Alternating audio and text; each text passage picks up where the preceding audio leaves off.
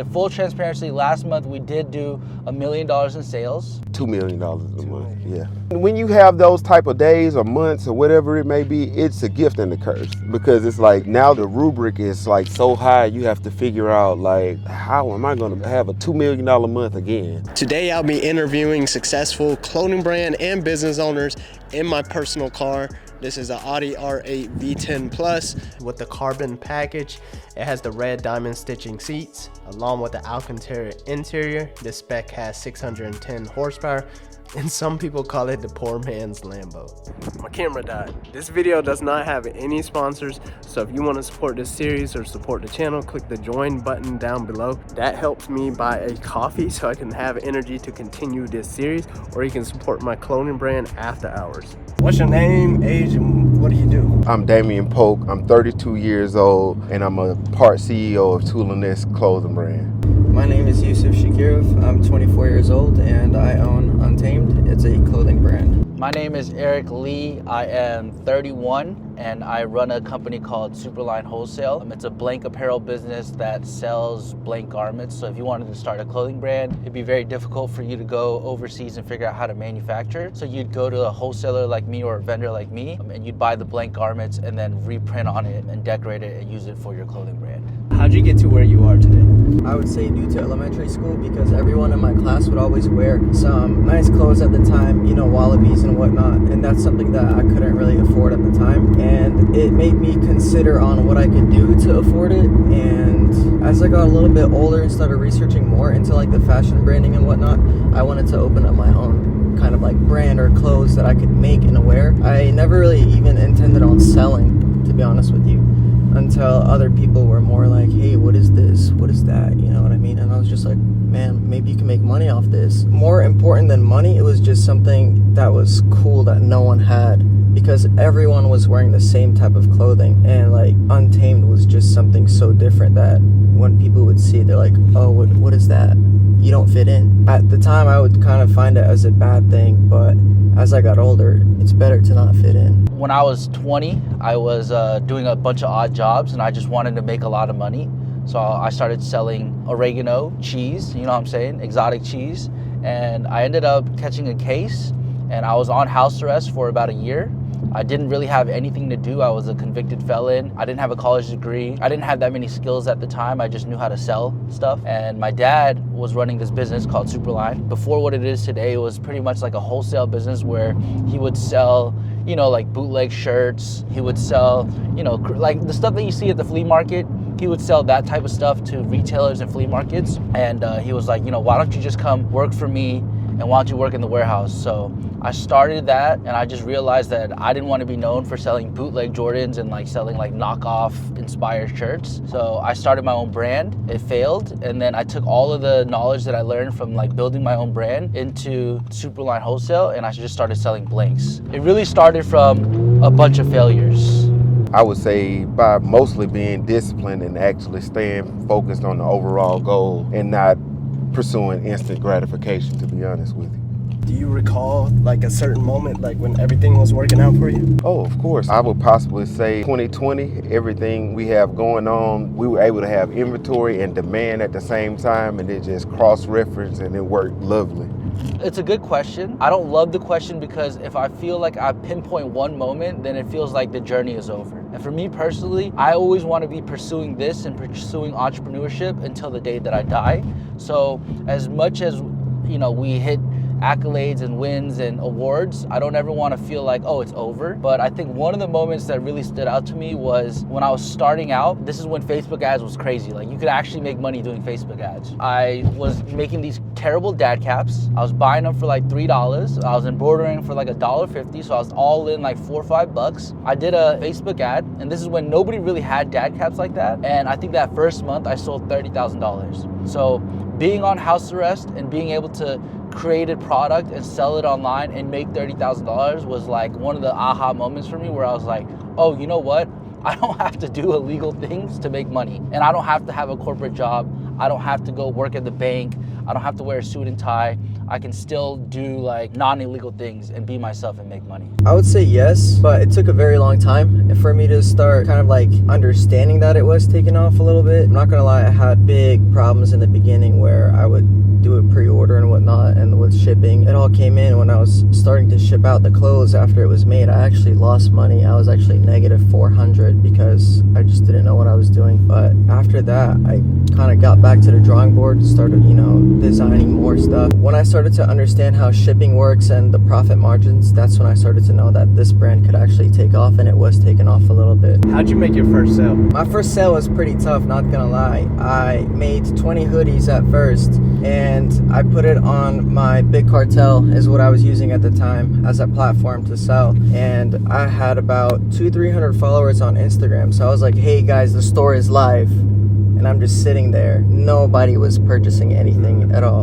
And then honestly, a week or two passed by, and I just had a random notification come in and it said like, you sold a hoodie. And it was actually someone that I kind of knew from the car scene. He was basically my first purchase, I guess first customer to ever buy a hoodie. And again, it kind of gives you that dopamine rush, but that doesn't mean that all those 20 hoodies got sold within the next week or whatever. It honestly took me about 5-6 months to sell those 20 hoodies. We actually used to go hand to hand. We didn't see the bigger picture of selling clothing. We were just actually like pursuing like one of our dreams to actually, just put out a Southern streetwear brand. And we just started to go around and like just meet our customers hand on. And then we started in our city, and then like it spread to the state, and we ended up in Georgia working out of a Sprinter, meeting people with clothing. So did you guys do like pop-up events or something? Oh yes, we did. We did pop-ups as well, but we used to diligently work every weekend out of our Sprinter. When we had a pop-up, we would possibly rent out a space and then have a pop-up. We actually kind of capped out at a pop-up, and then we had to restructure our business after the fact, because we had a pop-up around Christmas time, probably around like December, maybe 17th, 18th, and we were going into the new year. We had just introduced e-commerce. When we went to have that pop-up, we sold out of most of the merchandise, so we didn't have the inventory for our online sales, and that's when we realized we may have needed to step away from pop-ups and like create something with stability. Can you walk me through like your first few months of business, and how long ago was it? First few months in business is most importantly very tough, and you're going to go through a lot of stress and problems. And this was 7.5 years ago for me. Just like I said, the first sale took a couple weeks, and then to sell those 20 hoodies, it took a couple months. And then what happened was you just have to keep going back to the drawing board and come up with new ideas. I was basically having a conversation with the creative director of Givenchy a couple months back. His name is Matthew Williams, and I also asked him for advice, and he was like, just create what you want to wear. And that really did spark, again, that dopamine rush inside me, saying that, hey, you need to really make what you really want to wear. The first month, I think we invested in a pretty broad drop. So we had sweatshirts, crew necks, headbands, like a few Letterman jackets for like a bigger ticket customer. And we literally sold out of headbands in a day.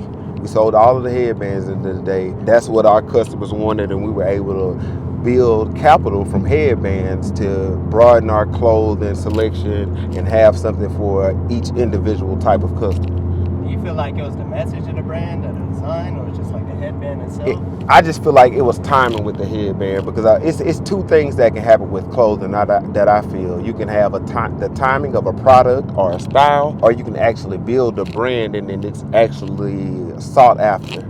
So it's like if you make a certain item right now, you can sell out of it, but that may not bring the recognition to your brand that you need. It may be that specific item, like let's say washed products are in right now, oversized or washed products. Right. So if you make a nice washed or oversized sweatsuit or t-shirt, you could sell out right now.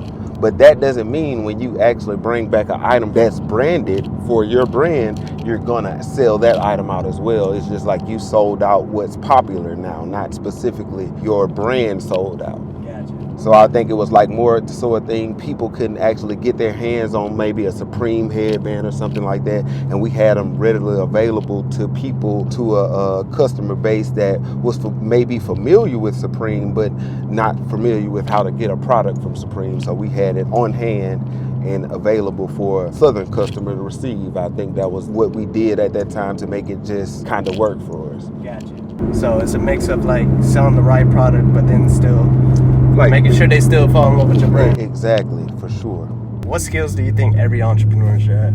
When I was working my first job, I was a waiter, and I was a waiter at a country club. And it's not just like a regular restaurant that you can go to. It's literally a club where you have to have spent, I think, like $100,000 membership fee just to get into the club. And then every month you have to spend a couple $1,000s to maintain a membership, right? And in that room, it was, you know, the who's. It was, you know, it's probably like the Illuminati, right? They had the execs of Coca-Cola in there. They had entrepreneurs in there. They had, you know, the corporate CEOs. And there was this one guy, Cho, and he had this company called Campus Specials. And he actually had an exit for, I think, like $20 million. And at the time, $20 million was crazy. So I asked him, I was like, hey, Cho, I wanna not be a waiter. I wanna make my own money, and I wanna, like, I'm inspired by your lifestyle. What is the one thing that I need to have? And he told me that at the end of the day, all of entrepreneurship, and the most important thing about entrepreneurship is sales. If you have problems hiring people, guess what can fix that? Sales. If you have problems with acquiring a retail space or trying to get renting out more space for your business, guess what can help with that? Sales. If you have problem with paying your bills, guess what can help with that? Sales. So essentially the whole premise of entrepreneurship, and the number one thing that you need to focus on, is sales, because sales is the one thing that can fix all of your problems. At the end of the day, money is what drives a lot of people, and money is what makes the world go round. So the more money and the more sales you have, the more problems you can fix. Every entrepreneur should definitely have communication skills. At the end of the day, that's what you use to really sell items and products, no matter what it is. Could be from clothing to fragrance to cars. If you're obviously in the clothing business, you do need to have a sense of software skill, like Photoshop, illustration, and whatnot, and just a little bit of creativity. But all that just ends up going into like the snowball effect, you know what I mean? Everything just ends up tying together somehow. If not the skills, they are going to need a team that represents someone who's, they're going to need some charisma. So you're going to need people person, or you're going to need to be a people person. And then you're going to need discipline. So you're going to need a disciplined person, or you're going to have the discipline yourself. Some type of financial literacy to actually be an entrepreneur. I think a lot of the failures that people come about with entrepreneurship are due to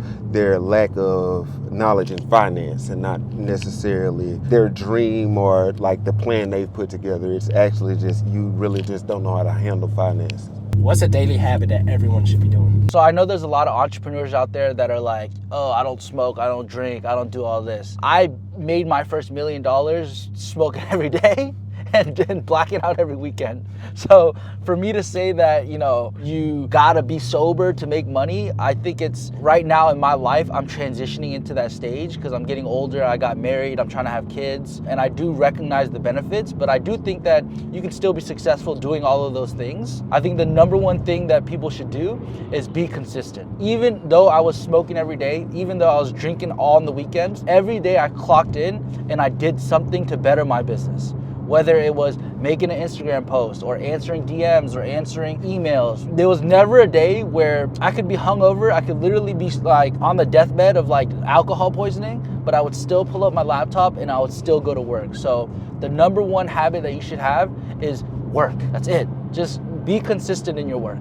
Oh man, I want to say the most like daily habit that everyone should be doing is to have a set routine and to wake up early, but that's something that I honestly struggle with currently as well. I'm a very spontaneous guy, but most definitely having a routine is the best thing, because when you're doing something and keeping your mind busy, that's when you truly find growth. But sometimes when you sit around, do nothing, you know, we're so addicted to TikTok and our phones these days that sometimes you forget to do a task that you were supposed to do an hour or 2 hours ago. I would definitely say be focused.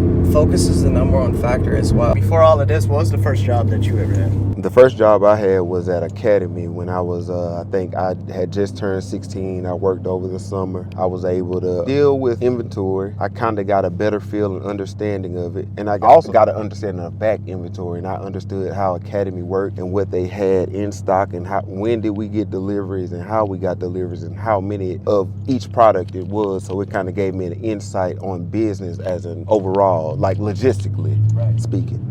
You know, when you go to a restaurant, they have the little the tables of like salt sugars and peppers or whatever. The first day at work, you had to reset it and you had to put 10 sugars that were pink, 10 sweet, Splendas that were purple, and you had to put them all in a row, right? So I did it. I put 30 in a thing, but they weren't all facing the same way. So she literally took the thing, she chucked it on the floor. She said, "You're an idiot," and do it over again. From that job, I hated it so much that I went to go work for a country club. So I was a waiter, a busboy, a bartender, and I really came up off the service industry. And I think a lot of people, especially now, are, when I was coming up, we didn't have Instagram like this. Like, you didn't see people like driving fancy cars. You didn't see people, living a crazy lifestyle. Those people were kind of like, oh, those people are really different and alienated. But I think the kids now, their perception of work and the journey is so skewed, right? Had there been Instagram back then, I'm sure I'd be the same way. But I think a lot of the kids are so focused on how do I go and make, $10,000, $100,000. But don't overlook those jobs where you're getting paid $10 an hour, $12 an hour, $15 an hour, because that job of like customer service and being a waiter, the number one reason why people like shopping with Superline Wholesale is customer service. And I learned customer service in that industry. So you might be working a shitty job where you're getting paid $15 an hour, but guess what? If you're learning from that job, you're actually getting paid way more, because when it's time for you to shine and it's time for you to drive, to be in the driver's seat, all of those skill sets that you learned in those shitty jobs, they'll apply to your business. So don't overlook those shitty jobs. I honestly never really had a first job other than me working for another clothing brand that was a little bit smaller at the time, but I was, lucky enough to work for them. I was managing their Facebook posts and whatnot, and I was getting $200 a month from that. And I want to say, quote unquote, I was fired because they had noticed that I also had a brand as well. So I'm not sure if they wanted to give away some of the things that they were doing or for me to benefit from it, but that was basically my first job. But ever since then, I'm lucky enough to be working on Team full-time. What's something that you're cheap on? Everything. I mean, I think as an entrepreneur, you have to, especially in the beginning stages, you just have to be cheap on everything. In the beginning, I didn't want to pay photographers. I didn't want to pay graphic designers. So I literally sat there and I learned Photoshop by myself. I didn't want to pay somebody to do my website. So I sat there and I learned how to create my own Shopify store. I didn't want to pay somebody to print shirts. So I sat there and did it myself. I think as the company grows and as your business grows, your time becomes more valuable. So you have to go and pay it because it's actually cheaper for you to outsource it than for you to do it. But a lot of you guys that are watching this channel, you're probably just starting out in your business. You're probably not even a real entrepreneur. You're just self-employed, or you're like a night entrepreneur, right? You're a hustle ninja where you work a day job and at night you're trying to figure it out. If you're in that stage of the game, you should be absolutely cheap on every aspect of your business, and you should learn and do as much of the business as you can, because how are you gonna know who to hire and how are you gonna know how to train people and how to tell people if you don't know how to do it? Right? And the more careless you are with your money in the beginning, the more you're gonna get got. Like, I take meetings all the time with these guys that have Shopify theme stores, and they're like, oh, it's $600 a month, da, da, da, da. But because I know how to build my own Shopify store, I know that guy is all cap, and you can't cap me down because I know every step of the process. So, as you get bigger, it's better for you and it's actually cheaper for you to outsource. But in the beginning, you should be doing every part of your business and you should be cheap about everything. I'm actually cheap on a lot. For me to purchase or make a bigger purchase, I have to convince myself through some type of research. So, I like cars, so I'll spend on the car, when there's time. But I still could say I'm cheap because before I just jump out and get the most expensive car, I'll say, hey, what compares to this in price? Or in spec versus the price. So I would say everything. I'm feasible, man. I have to be. I want to jump back to that question. As an entrepreneur, you should be feasible. You should actually be cheap about everything, because I don't think you should spend money without being convinced that you need to or it has to be spent.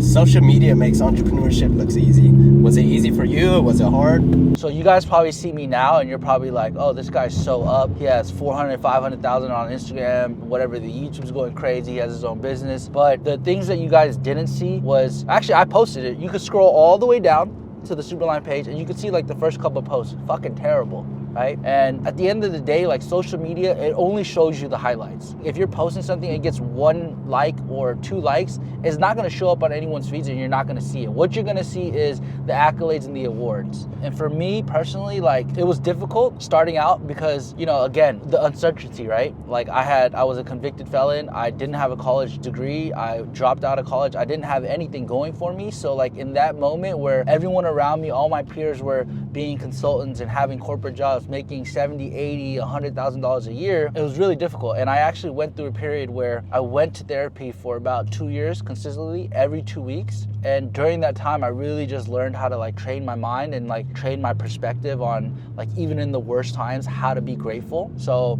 don't believe everything you see on social media. It's all cap, it's all lies. Just keep your head down in the process because it's not easy. And even at this stage in the game now, where if you look at my life, if you look at the social media, you're probably thinking like, oh, this shit is so easy, it's made. But every day I still have my own challenges. I still have my own struggles and the problems are different, but they're still there. It never gets easy. You just gotta learn how to enjoy the process when it's hard, because when it becomes easy, it'll be way more fun. And at the end of the day, like the journey of like overcoming challenges and overcoming problems and finding solutions to problems is what entrepreneurship is. And if you don't enjoy that, then don't be an entrepreneur.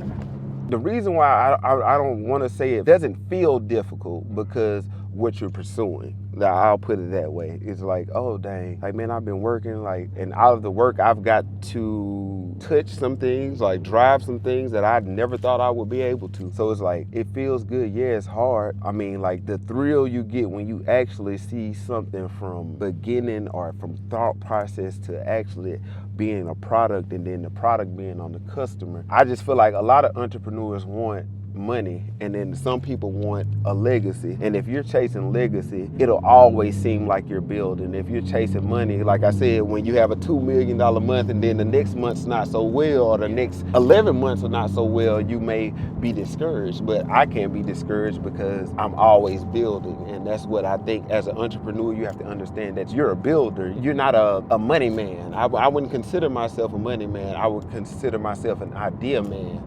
And like the money is fuel to be able to pursue new ideas. Nah, social media definitely makes everything look easy these days. You can even see these couples that are having beautiful times, but behind the scenes you don't know what's really going on. And I'm going to be honest, in social media I would post like my new drop and whatnot, but people don't see the stress and problems that goes on behind the scenes, the samples, or you missing a couple hoodies or 2 coming in, you know what I mean? But it's just like, you're missing them. There's always problems every single day, and like through social media you don't really want to portray that to your consumers because that's not really their problem, it's yours. Social media just makes everything look very, very, very easy, but it's really not. And what sucks about that is that other people will see it as if you're not doing anything, or take the clothing brand business as like you're not doing anything with your life. Right. But they don't realize that once it takes off, it could be something so big that could be unstoppable. What's something that new business owners should focus on?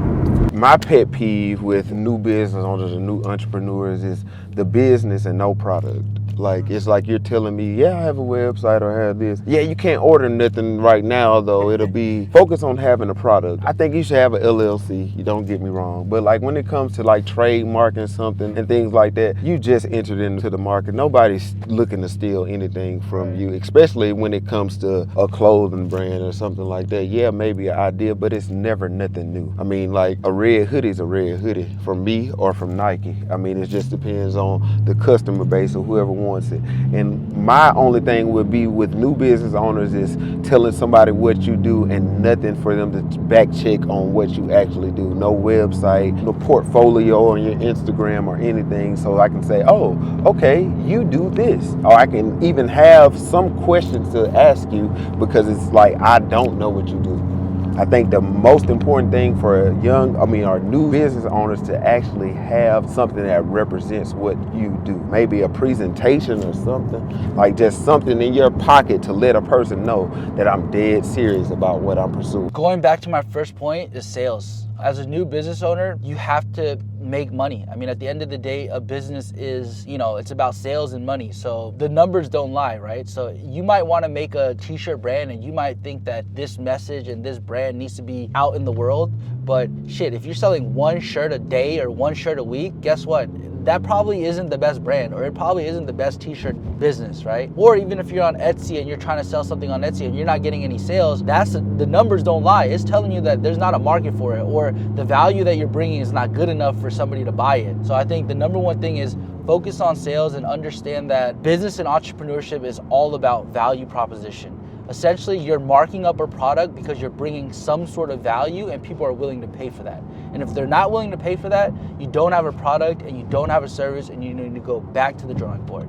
New business owners should definitely focus on just being yourself. This also depends on what type of business you're starting out. You know, if it's a clothing business, the market is currently oversaturated with a bunch of clothing businesses and whatnot, and people just try to, I guess, get inspired, but try to somewhat recreate something similar, and then they get no sales. But that's because you're not really being yourself. As mentioned before, you need to create what you want to wear other than what you're seeing other people wear, and that should be one of the main focuses, is just to be yourself. If you don't mind, what's the most you made in a month? Made and gross are two different things. So a lot of people would be like, oh, well, he did $1 million a month. Guess what? $1 million a month don't mean you're putting $1 million in your pocket. But in full transparency, last month we did do $1 million in sales. Probably, you know, after expenses, majority of that is not going in my pocket. I would say this, I know this isn't regarding to that question, but the advice I have for you guys is this. If you're watching this video and you're like, damn, this guy made $1 million in a month, right? Again, one, I didn't make $1 million. We've grossed $1 million. Two, don't focus so much on the $1 million. Like wherever you at or in your journey, like let's say you're at $0. Just focus on selling $100 a month, right? When you achieve that, then go to $1,000 a month. Then when you achieve that, go to $10,000 a month. If you go and look at the big goal of $1 million a month, you're gonna get swallowed by how big that gap is, right?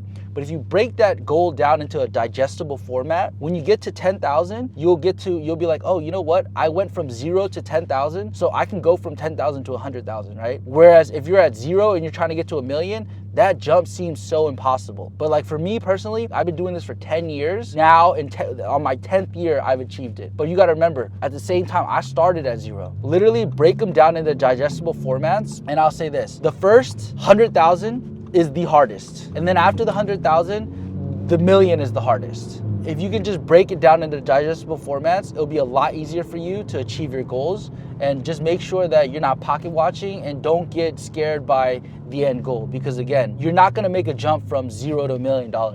If you get to $1 million, you're gonna get from 0 to 100, 100 to 1,000, 1,000 to 10, 10 to 100, and you're gonna work your way up in steps and increments. Just like working out, you don't just get fucking swole overnight. It takes steps and processes. $2 million a month, yeah. When you have those type of days or months or whatever it may be, it's a gift and a curse, because it's like now the rubric is like so high, you have to figure out like, how am I gonna have a $2 million a month again? And it's like that you feel the pressure from that, and it's like, oh, it's congratulatory as a milestone. And then it's like, well, okay, let's be real with ourselves. How many $2 million months can we just have, and what did we put in to make that? It actually increased our analytics as entrepreneurs or as a business, because it's like, okay, let's go back and study that month. What did we actually do? What did we actually have? What was going on in the economy? What, you know, like what really happened to make us make that $2 million, and were all the factors actually us? And we figured out the factors were not just us. I mean, it was just like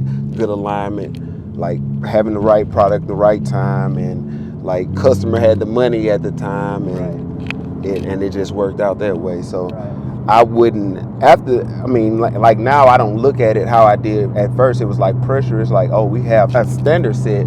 We don't have to do that every day. I mean, of course we can set that goal, and with goals like that, those big goals, it's like, it's cool to make it, but it's also cool to make it halfway. And then even when you're talking about $2 million, I mean, I can take a quarter of that as well, and it's still a good month. Right. So that's just an amazing month, you know. So I mean, it's like I said, a gift and a curse. It teaches you lessons, and it humbles you as well, because it's like you could possibly have a $2 million month, but with something like clothing, like for you to have two consistent $2 million months as an independent brand. And that would be big. I mean, I wish I could get to a point where we can actually, but that's what we work on now. We work on the actual analytics to figure out like, oh, this is going to be our biggest month this year. Like now, I think that might have happened in 2020. Now I look at it as like, okay, what can we do, or what month this year is going to be our biggest month?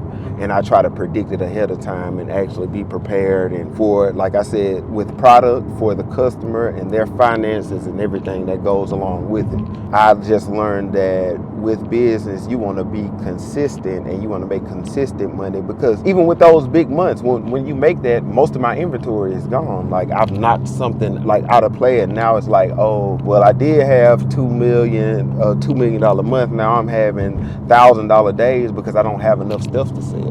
It's just about balance, and I feel like now we've created that balance, and I've grown as an entrepreneur to actually understand what I'm supposed to do. And it's not about the big days, it's about I want to create jobs, I want to create consistency. So of course, who doesn't want a $2 million month? But I'll take like a consistent $33,000 day for 365 days over just a $2 million influx that just increases and then goes back down, and it can like mess up the morale of a company as well. Like when something like that happens, because it's like, man, I mean, luckily I didn't just go spend or anything. My business is my business, and I actually get a paycheck. Everybody on my team gets a paycheck, so that was never my money anyway. You know, so it was the business money. You want to add anything else? To the people that are really watching this, try your best. If it doesn't work the first year, second year, just keep trying, man. I've been in this business for 7.5 years, and I'm still not where I want to be at. You honestly just have to keep your head up and keep pushing. I guess live your life as if it's the last, you know. Just keep pushing, man. Even if you're getting in the clothing business, if you're getting like 5-10 sales, that's more than enough for now. Just keep pushing until you know, eventually you're running hundreds and thousands of sales. Just don't stop. Be untamed. Man, just stay focused, create that plan, create some steps, and then just follow those steps and make it work. I also think a lot of entrepreneurs make it hard for themselves because with planning and putting ideas together, because the process of planning and execution is, I feel like so many people talk about it like, oh, you just got to get up in the morning and affirm this. No, man, you got to get up in the morning and actually make something happen. Yes, of course you need to tell yourself you're going to be everything you need to be, but you also need to do something to make yourself that person. You don't just grow and evolve like as you're not just an egg. You have to nourish yourself to make yourself hatch. You're not just gonna hatch because you're an egg. So it's like people think that because they're a business or this, it's gonna happen one day, or you just have to affirm and do this. No, you have to actually work to make it happen. Nobody's gonna make it happen for you. Nobody's gonna make the sales for you. You have to get out there and pursue customers and pursue knowledge and pursue building to actually make something of your business. That's what I think about it. I think a lot of people get so confused with thinking and talking, they forget to do. Like doing is the most important. That was a lot of insightful information from businesses and brands that has done multiple millions of dollars. And shouts out to Charlie Chain, because honestly, I got this video idea from him. And one thing that I do want to touch on was about having a job. Don't take that job for granted. Honestly, it took me a lot longer to get my businesses to the right place because I never had a job. I only had one job for about 1 month when I was 16 years old. That was about 16, 17 years ago. And due to the fact that I never had a job before, I never knew how to delegate tasks. I never knew how to work as a team. I never knew how to work with other people. I never knew how to hire out. I never knew when to hire out. So make sure wherever you are at right now, take in that information and use it for your business. Once again, this video has no sponsors, so if you want to support this series, click the join button to buy me a coffee, or feel free to support my brand after hours.